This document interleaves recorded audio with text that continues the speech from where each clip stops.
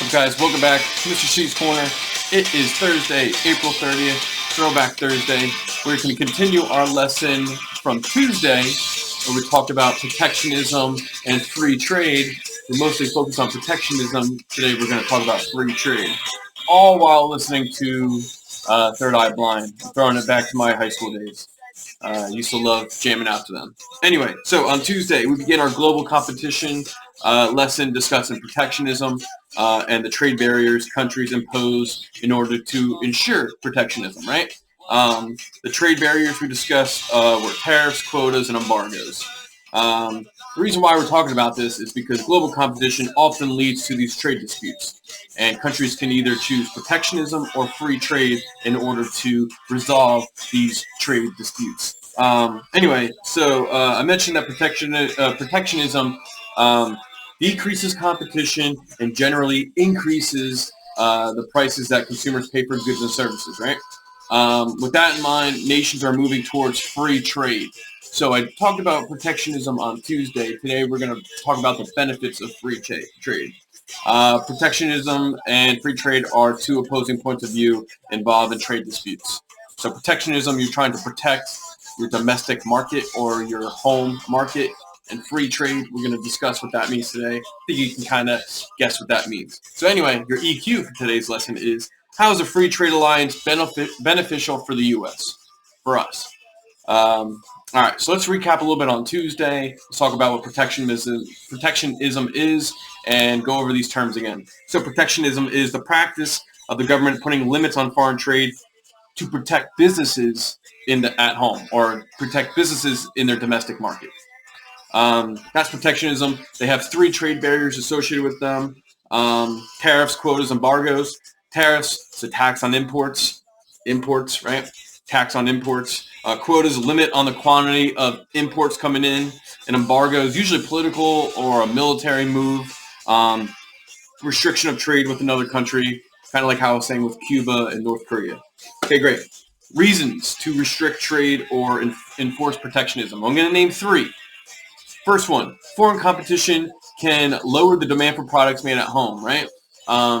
If people are going to be buying products from foreign countries for cheaper, who says they're going to buy our domestic products here? So that's the first one. Second one, domestic companies need protection from unfair competition, which includes lower labor rates, and that's kind of leading into my next point.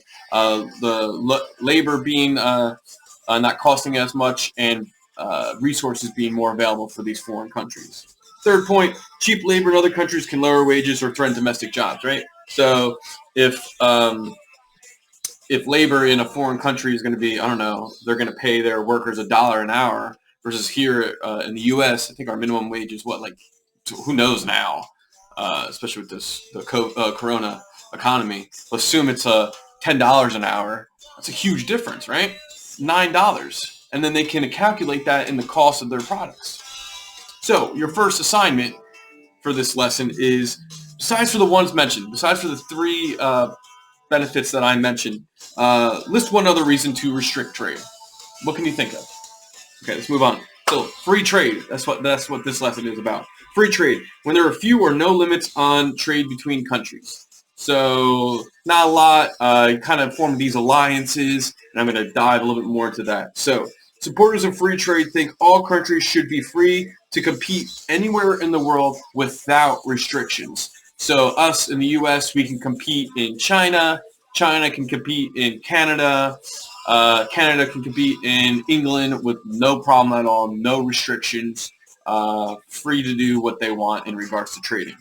Benefits. I'm going to give you three benefits of free trade now. You can figure out where this is going. One, it opens up new markets in other countries, right? So if there's no barriers to entry into these countries, yeah, I could have more markets there, right? Like China, for an example. They have billions of people, but they are restrictive because of their government style. So that's the first one. Competition forces businesses to be more efficient and productive. That's the second one. If another country is producing it cheaper, well, then that business should then make it cheaper, right? Competition helps with innovation, helps make things and products better. Third one, helps countries raise their standard of living. Not just our country, but other countries throughout the world if they have these products available to them. Great. So your second assignment, if you can guess, is besides for the ones mentioned, list one other benefit of free trade. Remember putting your responses and your answers on Schoology. So countries from all these countries form trade alliances to reduce limits on trade. One you may know and one that the textbook often references is NAFTA. There's a reason why I don't teach out of the textbook anymore. NAFTA is no longer around.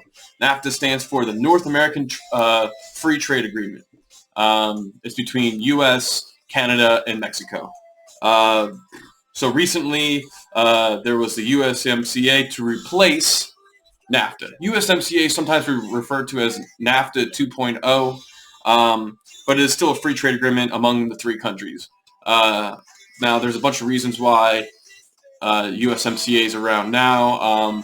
Basically, it's there to protect more American products and American workers. That's all I'm going to say of USMCA. It hasn't really, it got signed, I think, in a couple months ago, so it's still fairly new, and then the whole Corona economy happened, so we haven't really seen the full effect of USMCA yet. So anyway, another large free trade agreement, so that's us here in North America. USMCA is North America. Another free trade alliance is the European Union. Take a while to guess where that is. There are 27 member countries in the European Union. Pretty big deal, right? It's a lot of countries. And a population of 447 million people are in the European Union. A lot of people. So it takes place in Europe. I'll give you that answer. It takes place in Europe. Countries there, for the most part, have a common currency, and there's free trade all throughout Europe. So I could buy something, if I'm living in England, I can buy something in Italy, for an example, without having to pay too much of a tariff or a tax. Great. So your third assignment is name another free trade alliance and the countries associated with the agreement. There is another one out there. I don't think the U.S. is in it, but there's one out there. Think about it. Do a little bit of research. Yeah. So even though the U.S. practices protectionism, right? We have tariffs, we have quotas, we have embargoes. They also engage in these free trade alliances, such as USMCA now. Remember to check in the About section for your bell ringer. That's today's lesson. Hopefully we figured out what global competition means in the global economy. On Tuesday, when we continue talking about business content, I'm going to talk about government in the economy and the government's influence on the economy.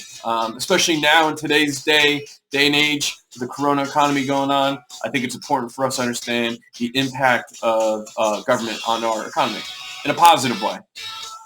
Anyway, I'll see you tomorrow. Happy Throwback Thursday. Check out Third Eye Blind if you get a chance, and I'll see you tomorrow.